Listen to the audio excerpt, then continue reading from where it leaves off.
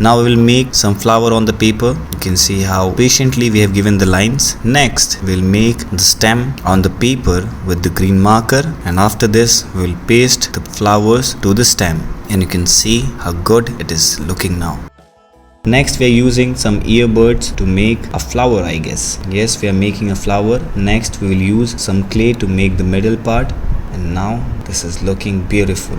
Thank you very much for watching the video. Next we will use some covers of the orange and we will paste it, and we have to cut it into the circular shape, and after pasting we will draw some faces on it with the marker, and you can see the craft is looking beautiful now.